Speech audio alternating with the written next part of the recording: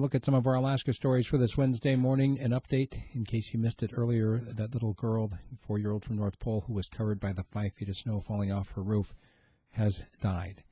And it's one of those very sad and remarkable stories. And once again, our condolences to the families involved and a reminder to everyone to be careful with the falling snow coming off your roof. In Anchorage, yet another shooting, in this case, a gunfire and cries for help in the middle of the night. Man shot and left for dead in the middle of the street in Mountain View. He's got wounds to his torso. He is expected to live, and the only description they have of his assailant is he was a Samoan male. Meanwhile, in Fairbanks, police are investigating a homicide as they found a man dead in the middle of the street, and they're asking anyone with information about that to give them a call. The Senate here in the state of Alaska has slashed education funding, university funding, transportation, and health services. And, of course, we're talking about primarily, in terms of the DOT, that's the money for the Marine Highway. In terms of the health services, these are mostly lower income. And with the university, of course, we're talking about numerous programs and education across the board, a 5% cut. The university president calls the changes to public education, quote, devastating. The tribal banishment in Togiak of a non-native has drawn an investigation from the state of Alaska. The banishment is on the rise across the rural areas of the state, generally as a way of dealing with problem people, either accused of drug trafficking in many cases or of domestic violence. You name it, the community comes together and says, you can't live here anymore, get out. In old times, they used to call it a blue ticket. That was the color of the one-way ticket out of Alaska. It's something that used to be practiced much more, on a larger scale. Now it's primarily just the tribal governments that still rely on it as a way of dealing with problem people.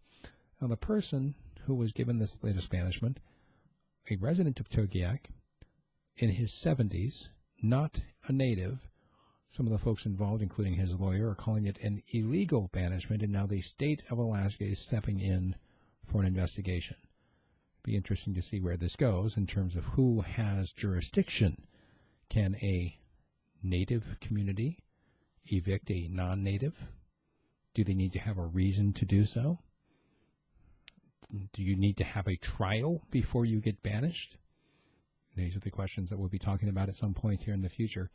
The Chuitna Coal project is no longer on the table. After literally over a decade, they started their first permit application in 2006. They just have finally given up. It's just one protest after another. A number of environmentalist groups filing against them. And basically the Army Corps of Engineers just this last year saying that we're going to administratively not consider the permit. Basically, Packrim, they're moving on. Packrim Coal. Not going to be seeking permits for the Chuitna Coal project anymore. Voting happened in Anchorage yesterday, and we'll probably get some results here maybe for you tomorrow. The main story that came through yesterday, however, were the voting problems that they found in some of the polling locations where basically they just did not have enough ballots. Our last story from right now is that there's a new cruise ship, actually not just a cruise ship, but a whole new cruise line coming to Alaska in 2019 with a whole bunch of sailings. Once again, we have more stories than we have time. If you'd like to hear more, I've got a 30-minute version of the news that I email audio only to my subscribers at radiofreespeech.com. Check that out if you're interested.